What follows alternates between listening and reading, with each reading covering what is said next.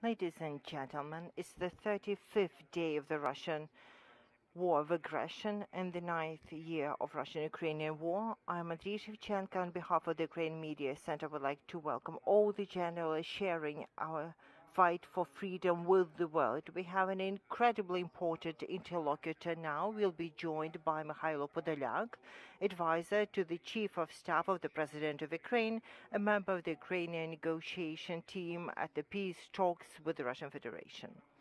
Mr. Mikhailo, good health to you. Good day. Greetings. Greetings to all the journalists. My first question is about your impression from the last rounds of peace talks with the Russian Federation. What are the key takeaways? The key takeaways is that we have begun to talk pragmatics. There's a lot of discussion, there could be a lot of fantasizing, but we know the condition of Ukraine, we've been fighting for 34 days one-on-one against the powerful army of Russia. We know that the fantasies be fantasies, but we need pragmatically to have the allies who'll be with us when we need assistance here and now. We are talking constructively now. We are talking constructively. And it will not be fantasies, but a specific security guarantees agreement made with countries that will take international legal obligations. And if a country attempts to attack us anytime in the future, we are in a state of war, and we can bring this war to an end. And in the future, we will also have clear structured protection in place. So I feel it is important that if we sign the international multilateral treaty about security guarantees for Ukraine, Ukraine will finally have its army, which is fighting mightily today, but also have security guarantees from the allies standing with Ukraine. And those are the countries that we are suggesting as security guarantees. They have their powerful armies with a nuclear deterrent. So in the future, no one would think that they could conquer Ukraine in 3 or 5 days. That hasn't happened, as we see that the Russian Federation isn't as mighty as they alleged to be. They are good at fighting their own civilians, and they are using civilians as a means of warfare in Ukraine. But my impression is optimistic based on the Istanbul round of negotiations. For your negotiating team, what are the priorities set by the President and by Ukraine? We have two parallel processes that are clearly synchronized by the President.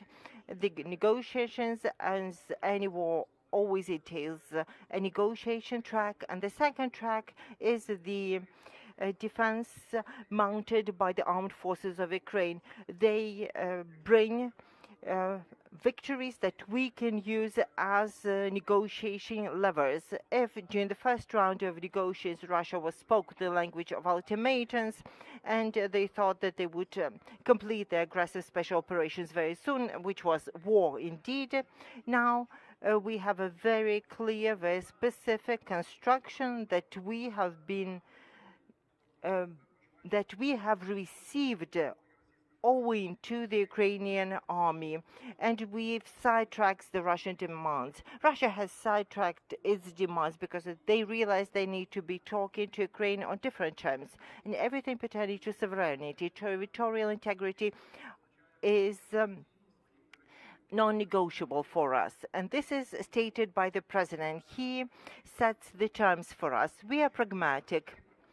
And pragmatic approach for us means that we understand what Ukraine is going to gain after the war, apart from the compensations, apart from the ability to rebuild the damage and offer people a comfortable life.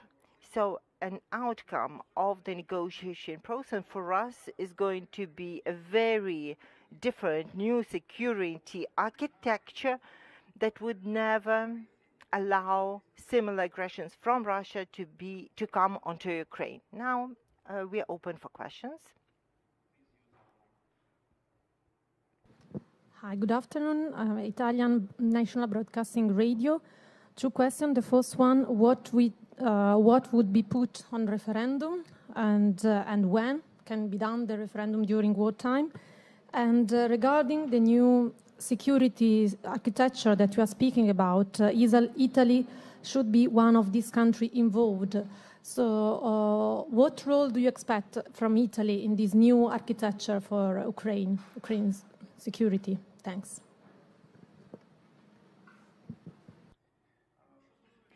As for the referendum, then surely the security treaty, for it to be entered into the international law, it has to first be enacted by the referendum, then enacted by the parliament of the securing countries, and then the Ukrainian parliament. The referendum cannot happen today as we are at war. We have the Marshall's Law. The procedure for the referendum in Ukraine is clear and well balanced, and we will launch the procedure of launching the referendum only once the Russian troops leave our territory, when they go back to the borders, at least to the positions as of 23rd of February 2022. Then the Vienna Convention is activated, stating that any treaty signed by a country in the presence of foreign troops, in the presence of occupational troops, will not be deemed effective. So the referendum will be launched. We will lift the Marshall's Law only when the Russian troops withdraw. As for the guaranteeing countries, there's a big task force of our international lawyers, moderated by Andrei Yermak, who are talking to the potential security guarantors. They're having preliminary talks explaining our positions, explaining the fundamental grounds of the security treaty.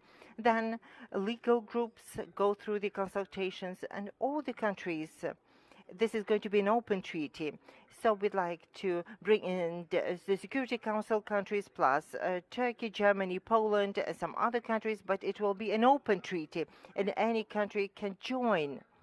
And Italy, as far as I know, has already stated that it is interested in participating in a treaty. Let me explain the interest. After this war, which is happening in the center of Europe, we know that the old formats of European or even global security have proven to be ineffective. They are overly bureaucratized.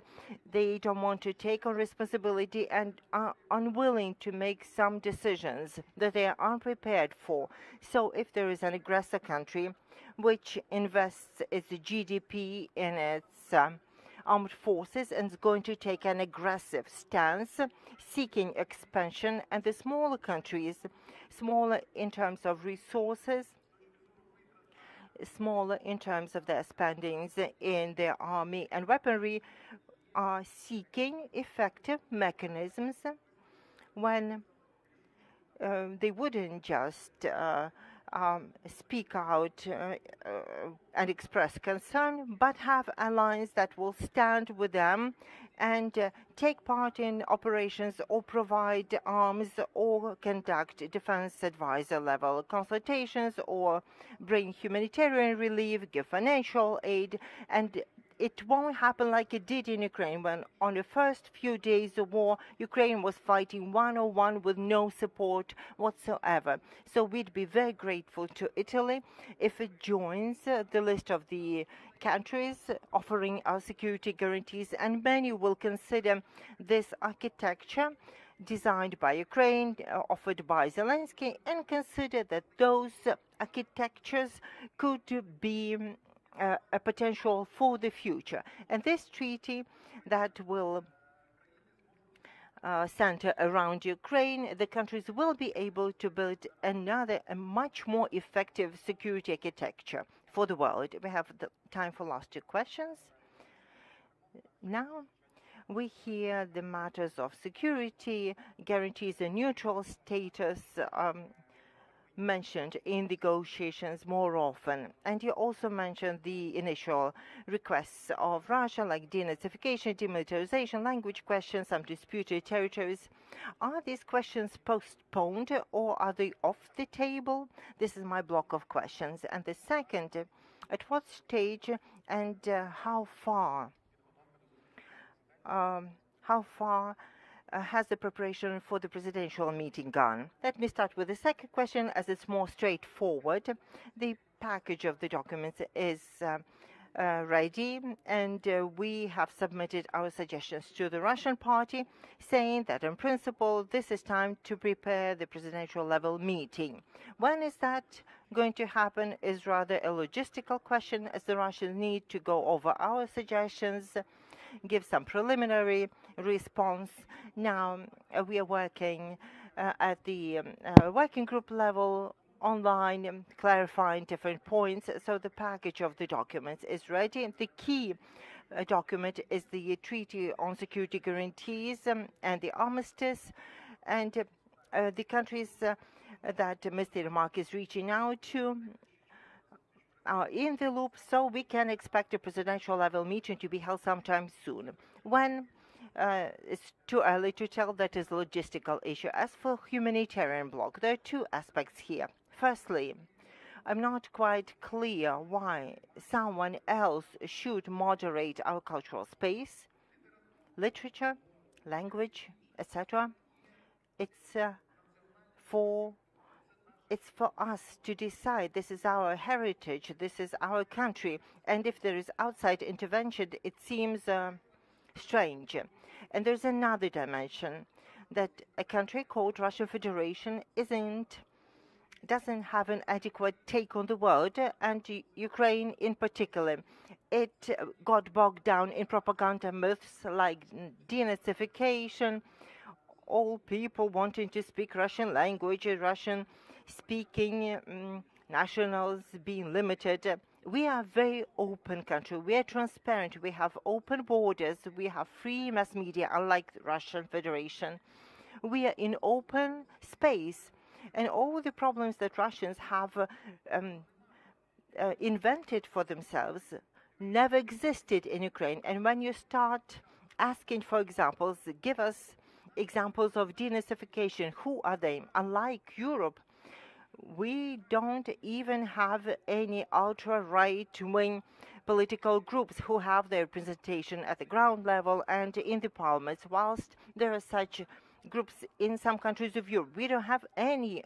So please speak the language of fact. Stop force-feeding us the propaganda that you've been living 8 years. Let's take it fact by fact and discuss them. If we tell Russians, if you bring in the concept of Russian language and destroyed the cities like Kharkiv, Mariupol, Sumy, the entire east and south of our country with a majority of Russian speakers there, how can we sell Russian language to them? They don't want to speak the language. You've bombarded the cities where people were free to speak any language in their everyday communication. And then you go in and say, we'll launch a cruise missile so that you can speak Russian in there. It's illogical. And when we talk through during the negotiations, they're beginning to see sense. They're beginning to see that it's not logical. We bombard Kharkiv, and should we come in and then say, let's switch to Russian. That's why we killed you, to convert you to Russian. There's a clarifying question. So these questions will not be addressed during negotiations. Do I hear you correctly? We don't see sense in that. We may begin a different kind of discussion, like the mirror question. You want a Russian speaking school in Ukraine? Just an example. Let's have a Ukrainian speaking school in Russia then. Let's mirror. Would you like to have a Hungarian school in Ukraine? Let's have a Ukrainian speaking language in Hungary. We want it to be commensurable on terms of parity. Then it makes sense that the countries could support the programs, etc. But it can't be something forced on us. we cannot be discussing the principles of our language, like the language, literature, the cultural space, overall, the media space. This is regulated by the government. This is our inner world. No one can come from outside and impose something on us. Let's impose some languages on you and make you talk them. So it doesn't make sense to go back to these issues. Next question. TV9 Bharatvarsh, and my question is that you did say that this round of talk, it was more pragmatic, more practical approach happened during the talks. So when can we expect the next round of talks? How soon can that happen? And again, a question of how soon can the presidents also meet?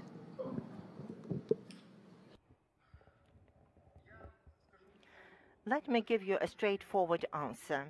We are in a state of war, so every day means a number of people who are going to be killed and some infrastructure that will be razed to the ground by the Russians. So we are pressed for time. We developed a different formula. Continuously online, major legal, military, diplomatic groups are liaising and working out the details of the treaty. We came to Istanbul to define the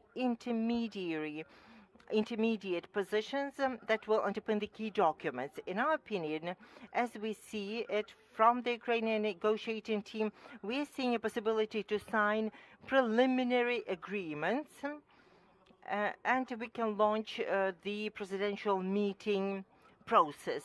So perhaps in 2, 3, 4 days, we will have a final version that will be confirmed by the Russians with the amendments, and then we can reach the next round of negotiations. Daniel Boffey from the Guardian newspaper. It's not quite clear to me what the Russian negotiating demands that you're actually engaging with are. Could you please spell them out very clearly?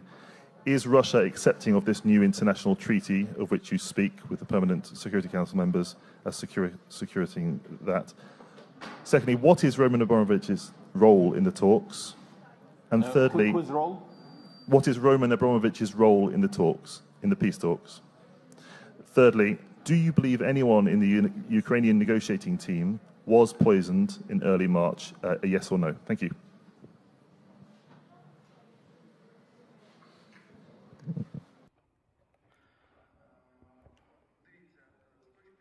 Look, in terms of what will the Russian party accept or decline is for them to say, but we know that a way for them out of war has to be an adequate one. And the formula of security treaty suggested by our party and President Zelensky is a way to bypass the bilateral treaty on war and peace between Ukraine and Russia, as we feel a bilateral treaty between Ukraine and Russia would not be well secured, and Russia can always breach bilateral agreements. And as for multilateral agreements where Russia would undertake its commitment before other guaranteeing countries, it would be an opportunity for the Russian party to leave this war saving face. And therefore, in principle, they are accepting the treaty as there can be no other formula, as Ukraine, based on the preliminary results of the war that we have attained so far, where Ukraine has shown fierce resistance to the mighty army of Russia, Ukraine has to be given fundamental key security guarantees so they don't get another war.